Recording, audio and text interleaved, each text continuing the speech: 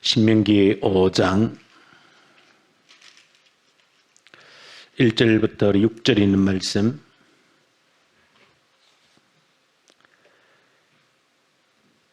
같이 한번 읽읍시다.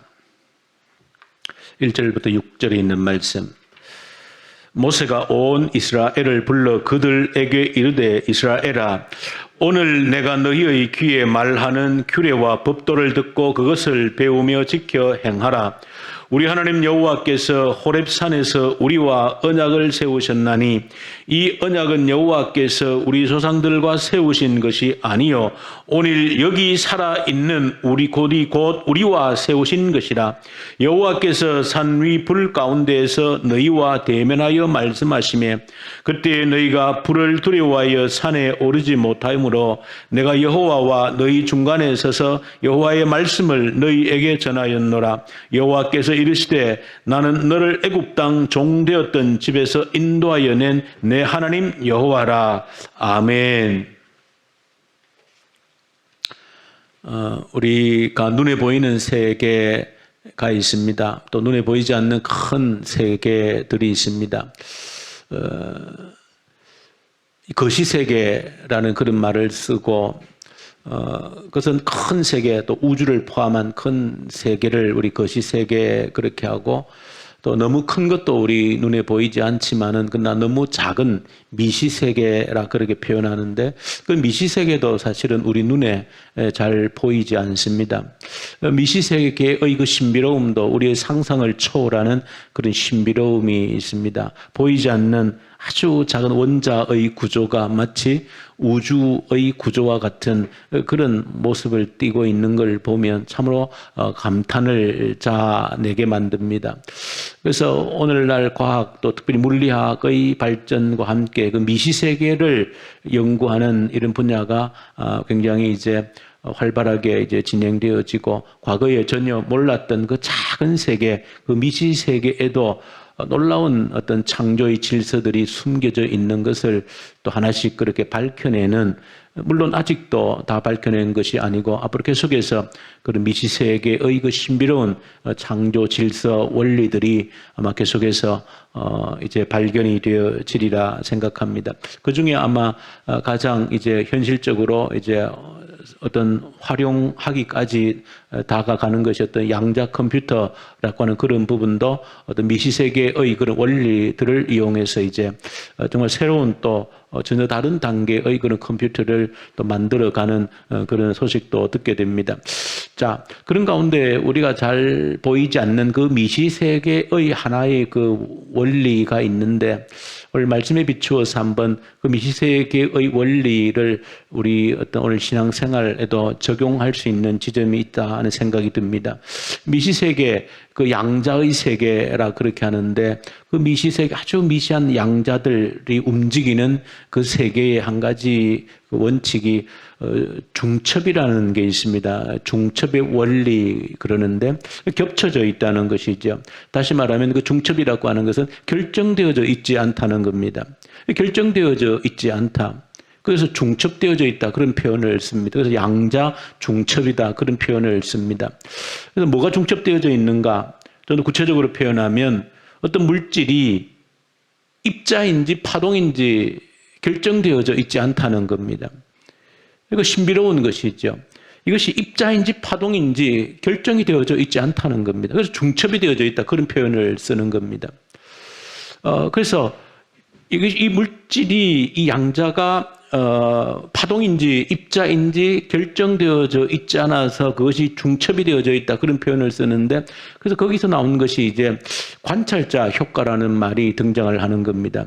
그래서 관찰자 효과라고 하는 것은 그 중첩되어져 있는 것이 입자인지 파동인지 결정되어져 있지 않은데 언제 결정되어지는가? 관찰자에 의해서 결정되어진다는 겁니다. 그래서 관찰자 효과다, 그런 표현을 쓰는 겁니다. 관찰자가 이제 관찰할 때 그것이 특정되어진다는 그런 의미를 지니고 있습니다.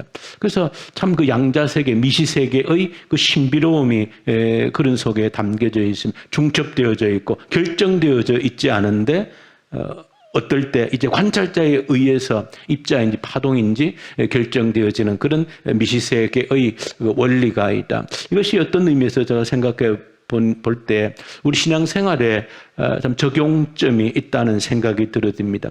결정되어져 있지 않습니다. 우리의 믿음이라고 하는 것은. 다시 말해 또 다른 의미로는 하나님이 어떤 분이냐라고 하는 것은 우리에게 사실은 결정되어져 있지 않는 분이라는 겁니다. 하나님이 어떤 분이신지 조금 헷갈릴 수 있지만 그러나 한번 곰곰이 생각해 보면 하나님이 어떤 분인지 나에게 결정되어져 있지 않다. 동일한 변함없으신 한 분 하나님이신데 내가 그 하나님을 만남에 있어서는 그 하나님이 어떤 분인지 결정되어져 있지 않다는 겁니다. 그런데 언제 하나님이 어떤 하나님인지 언제 결정되어지는가? 내가 어떻게 반응하느냐에 따라서 관찰자 입장에서 내가 하나님을 어떻게 하나님으로 느끼느냐에 따라서 하나님이 내게 느껴지는 하나님이 결정되어지는 겁니다. 동일하신 변함없으신 하나님이신데 관찰자인 내가 어떻게 그 하나님을 바라보느냐에 따라서 똑같은 하나님으로 결정되어져 있는 게 아니라는 겁니다. 헷갈리면 안 되는데 변함없으신 하나님 한 분 하나님이심인데 각자 관찰자 입장에서는 동일한 하나님을 결정되어 있지 않다는 겁니다. 쉽게 얘기하면 오늘 우리 함께 예배드리는 우리 사랑과 성김교회 성도들이 50명이라면 동일한 하나님은 한 분이신데 똑같은 변함없는 한 분 하나님이시죠. 그런데 50명이 느끼는 하나님의 모양은 모습은 다 다르다는 겁니다. 그런 의미에서 하나님은 결정되어져 있지 않다는 겁니다. 굳이 그 하나님을 숫자로 표현한다면 동일한 하나님인데 어떤 사람은 숫자로 표현하면 10 정도밖에는 느끼지 못하는 사람이 있습니다. 그런데 어떤 사람에게는 동일한 하나님이신데 30 정도를 느끼는 사람이 있는 겁니다. 어떤 사람에게는 똑같은 동일한 하나님인데 50을 느끼는 사람이 있는 겁니다. 그런 의미에서 하나님은 결정되어져 있지 않는 겁니다. 관찰자의 상태에 따라서 하나님을 느끼는 게 전혀 다른 겁니다. 동일한 하나님인데 어떤 사람은 10 정도밖에 못 느끼는 겁니다. 어떤 사람은 더 미미하게 2, 3, 5 정도밖에 못 느끼는 사람도 있습니다. 어떤 사람은 그 동일한 하나님인데 60을, 70을, 80을, 90을 느낄 수도 있는 겁니다. 더 가능하다면 그 온전한 하나님 100이라면 거의 99까지 느낄 수 있는 그런 사람도 있는 겁니다. 그 전능한 하나님, 창조주 하나님, 만물을 주관하신 하나님, 지금도 눈동자처럼 나를 지켜보고 계신 하나님을 온몸으로 거의 99%까지 느끼는 그런 사람이 있는가 하면 그 동일한 하나님이신데 계시는지 안 계시는지 5%, 10% 이하로 그저 안 계시는 듯한 그런 상태로 하나님을 대하는 사람도 있다는 겁니다. 그런 의미에서 변함없으신 하나님이신데 마치 미시세계, 양자세계처럼 관찰자가 확정되어지기까지는 중첩되어져 있다는 거예요. 우리 각자 개개인들이 그 하나님을 인식하기까지는 그 하나님 결정되어져 있다. 어떤 분이신지 결정이 되어져 있지 않은 각자 개인에게 다 다르다는 겁니다. 그 사실을 여러분들이 기억하셔야 되는 것. 오늘 우리가 함께 50명이 지금 이 시간 예배 드려도 다 다른 겁니다. 절대 똑같은 하나님을 느끼지 않습니다. 어떻습니까? 여러분들은 지금 그 하나님을 숫자로 표현하면 몇 프로를 느낀다고 생각합니까? 여러분 혹시 과태료 통지서를 받아보신 적이 있습니까? 주차 위반 딱지 아니면 과속 위반 딱지. 참 그런 거 하나 받으면 가슴이 철렁하죠. 막 3만 원, 요즘 3만 원, 기본 4만 원, 정차 위반도 4만 원. 그냥 그거 딱 받고 나면은 그냥 가슴이 철렁해. 이거 아무것도 안 했는데 그냥 내가 조금만 조심했으면 이거 안 봐도 되는데 그거 받고 나면 그거 없어지지 않아요. 그저 아까운 돈 4만 원, 5만 원 그냥 벌금을 내지 않으면 끝까지 따라다닙니다. 절대 없어지지 않습니다. 마음에 부담은 확 와닿는 겁니다. 그 벌금 딱지 하나 받더라도 잊어버린다고 해서 잊어버려지는 게 아닙니다. 차 팔 때까지 따라옵니다.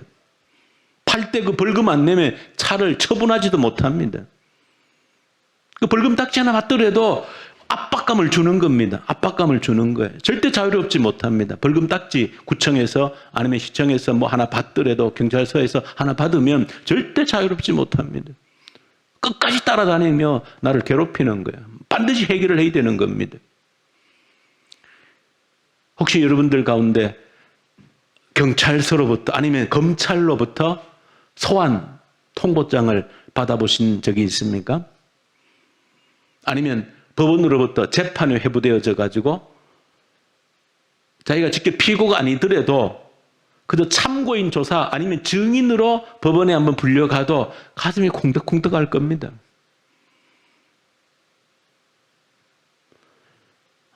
큰 죄를 지은 피고가 아닌데도 그저 뭐 증인으로나 아니면 참고인 조사만 어떻게 받더라도 그저 가슴이 그냥 두근반 세근반 하는 것이죠. 검찰 조사 소환장을 받았다.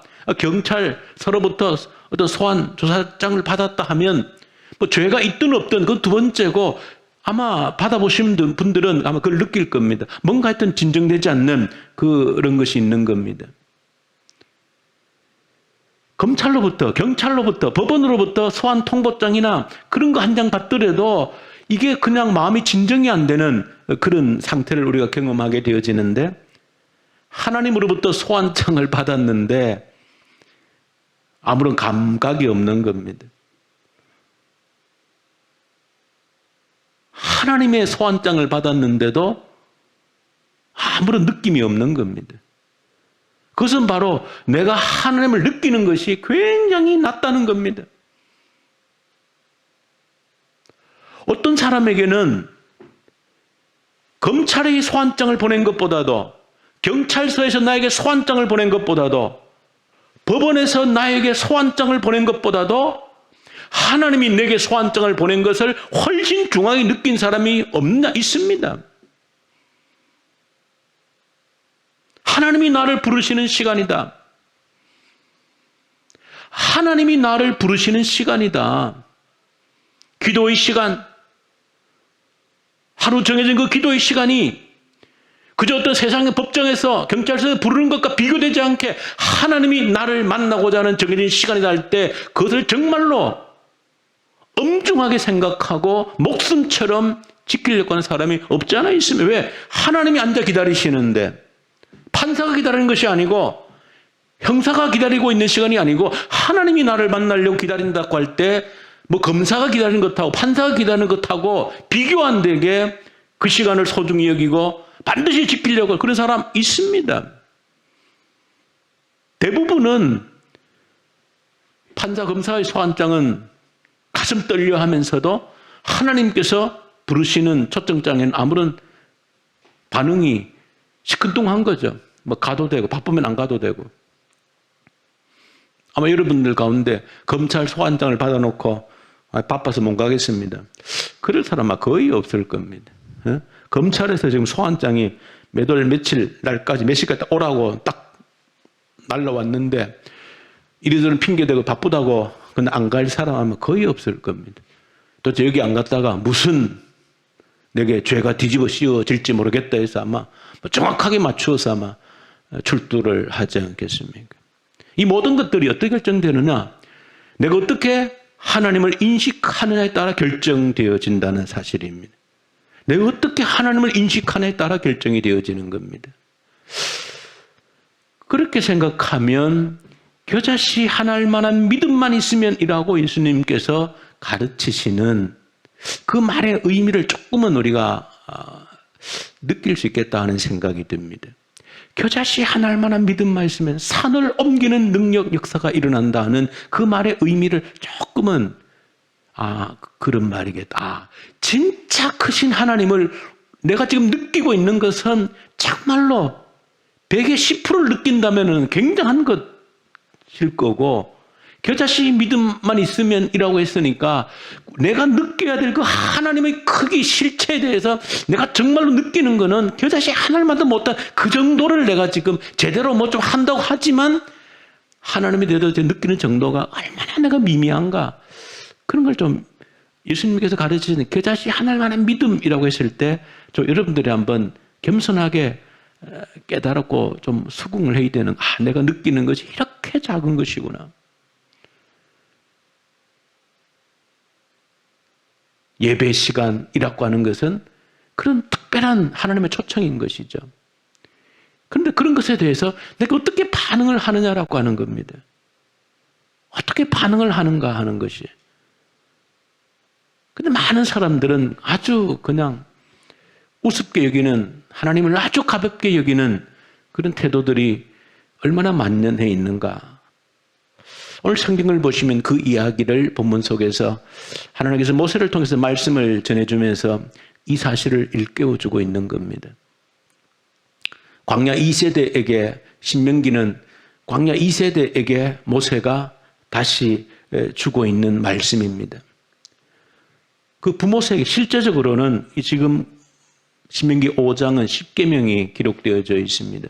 원래 10계명은 출애굽기 20장에도 기록되어져 있죠. 출애굽기 20장은 광야 1세대, 지금 광야 2세대의 부모 세대에게 주신 말씀입니다. 그런데 지금 광야 2세대에게 다시 모세가 가르치고 있는 10계명이 그 광야 1세대 부모 세대에게 가르쳤던 말씀과 다른 것이 아님 똑같은 말씀입니다. 사실은 모세는 똑같은 그 내용을, 이 10계명의 내용을 광야 2세대에게 다시 일깨워주고 있는 겁니다. 지금 새로 받아서 가르치는 게 아닙니다. 그 전에 하나님께로부터 받았고 광야 1세대 부모 세대에게 가르쳤던 똑같은 10계명입니다. 그러면서 오늘 본문에서 뭐라고 이야기하고 있는가? 이 언약은 여호와께서 우리 조상들과 세우신 것이 아니요, 그렇게 말하는 겁니다. 너희 조상들과 세운 것이 아니다. 너희 부모 1세대 부모들과 세운 것이 아니라 얘기하는 겁니다. 오늘 여기 살아있는 우리와 함께 맺는 것이다. 오늘 여기 살아있는 나와 맺는 언약이다. 그렇게 표현하고 있는 겁니다. 오늘 여기 살아있는 나와 하나님이 만나시는 언약이다. 말씀하시는 하나님의 언약이다. 그 이야기를 하고 있는 거예요. 과거에 너희 부모들에게 주셨던 그 말이 아니고, 말씀드린 것처럼 실제는 부모들에게 이미 말씀했던 10계명입니다. 그런데 하나님은 부모 세대에게 주신 언약이 아니고 오늘 여기 살아있는 우리에게 하나님이 약속하신 것이다. 그렇게 표현하고 있는 겁니다.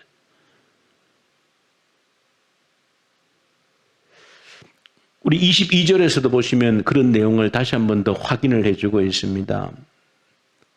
보시면 이제 백성들이 하나님께로부터 직접 이제 사실은 오늘 성경 22절로 쭉 보시면은 하나님께서 백성들에게 특별히 10계명들을 주실 때에 하나님의 육성을 직접 들려준 것으로 기록이 되어져 있습니다. 그런데 백성들이 하나님의 얼굴을 보면, 하나님을 뵈면 죽는다라고 하는 그런 두려움을 가지고 있었습니다. 그러니까 하나님이 직접 말씀하신 음성을 들으니까 백성은 두려웠던 겁니다. 이야, 하나님이 지금 말씀하고 있다. 너무 두렵고 떨리는 겁니다. 왜? 육성으로 하나님의 음성이 들리니까요. 이 백성들이 너무 두려워서 직접 하나님의 음성이 들리니까 이건 뭐 조금만 뭐가 잘못되면 그저 바로 벼락을 맞아 죽을 것 같은 그런 두려움에 사로잡히는 겁니다. 그래서 백성들이 모세에게 너무 두렵다는, 우리가 죽을까 두렵다는 겁니다. 하나님의 음성을 직접 듣는 것이 너무 두렵다는 겁니다. 그래서 모세에게 우리가 직접 듣기는 너무 두려우니 모세께서 들으시고 우리에게 대신 전달해 달라고 이런 요청을 하는 겁니다. 그 요청을 하나님께서 보시고 귀하게 괜찮다, 그렇게 좋겠다, 그렇게 허락하셨다는 내용이 나오는 겁니다. 그러면서 29절에 뭐라고 말씀하는가 하면, 다만 그들이 항상 이 같은 마음을 품어 나를 경외하며 내 명령을 지켜서 그들과 그 자손이 영원히 복받기를 원하노라. 무슨 얘기입니까? 다만, 그래, 너희들이 직접 내 음성을 듣는 게 두렵다면 그래, 그거 모세를 통해서 간접적으로 전달하겠다는 겁니다. 그러나 다만 너희들이 모세를 통하여서 내 말을 듣는다 할지라도 어떻게 하라는 겁니까? 항상 이 같은 마음을 품으라는 겁니다. 항상 이 같은 마음, 어떤 마음이면 하나님이 직접 말씀하시는 음성으로 들으라는 겁니다.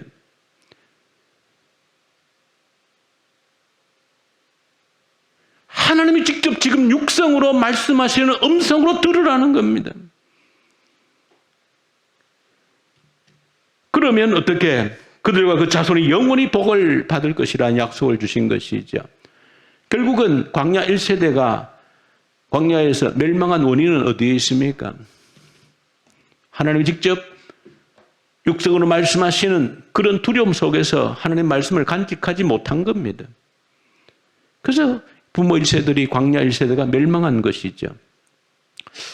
우리의 신앙에 사느냐 죽느냐 하는 문제가 바로 여기에 달려 있는 겁니다. 말씀이 멀리 있지 않습니다. 늘 이 성경책이 우리 손에 쥐어져 있지 않습니까? 응? 지금은 성경책이 손에 쥐어진 이 종이 성경책 정도가 아니죠. 스마트폰 안에 수십 종류의 번역본에 온갖 종류의 번역본을 이 스마트폰 안에 다 넣어서 들고 다니는 겁니다. 들으려면 들을 수도 있고, 밤에도 훤하게 그냥 깜깜한 칠흑에는 더 밝게 볼 수 있는 정말 기가 막힌 이 성경책이 여러분들 손에 들리워져 있습니다. 문제는 그 성경책이 어떻게 내게 다가오느냐 하는 겁니다. 내가 어떤 태도로 그 성경을 대하느냐라고 하는 겁니다. 그게 모든 사람이 성경을 대하는 그 태도는 다 다르다는 겁니다. 정말로 여러분들이 오늘 이 백성들이 처음 하나님의 그 육성의 음성을 들었을 때에 그 두렵고 떨리는 마음, 그걸 그대로 유지하라고 그랬는데 유지를 못한 겁니다.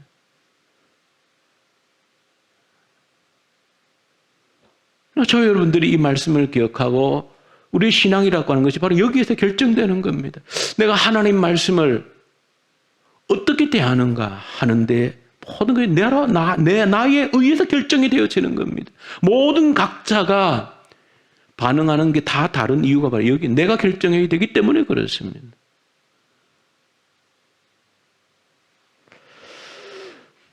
여러분들 오늘 저녁에 한번 결단하면서 이 순간 이후에 내가 하나님 말씀을 어떻게 내가 반응할 것인가. 여러분 한번 결단하면 좋겠어요. 우리에게 많은 시간이 허락되어져 있지 않습니다. 우리에게 시간이라고 하는 것이 그렇게 무한정 허락되어져 있지 않다는 겁니다. 오늘 밤이 여러분들 마지막 일인지 아무도 모릅니다. 이번 한 달이 우리에게 마지막 일인지 아무도 모릅니다. 올 한 해가 여러분들에게 주어진 마지막 일인지 아무도 모릅니다.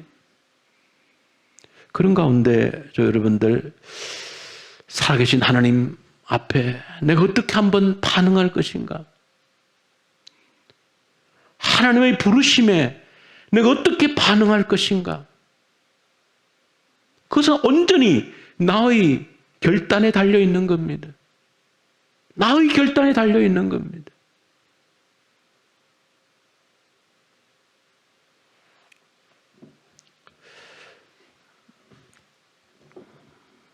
정말로 이 백성들이 그 육성의 음성을 들었을 때에 그런 마음으로, 그 두렵고 떨리는 마음으로 하나님의 초청에 응답할 수 있는 그런 사람 되게 해주십시오. 말씀을 대할 때 그런 두렵고 떨리는 하나님이 직접 그 음성으로 들려주시는 그 말씀으로 내가 이 말씀을 대할 수 있도록 도와주십시오. 내가 하나님을 대하는 그 태도, 거기에 모든 것이 달려있는 겁니다. 이후에 결코 여러분들이 후회하지 아니하도록 가슴을 치고 후회하는 일이 우리에게 일어나지 아니하도록 이 시간 이후부터 그런 결단을 하면 좋겠습니다. 우리 주님 아버지 감사합니다. 하나님을 하나님으로 인식하지 못하는 이 무디고 무딘 우리의 영혼을 긍휼히 여겨주십시오. 하나님을 하나님으로 인식할 수 있는 그 민감함을 우리에게 허락하여 주시옵소서. 우리 주 예수님 이름으로 기도 올려드립니다. 아멘.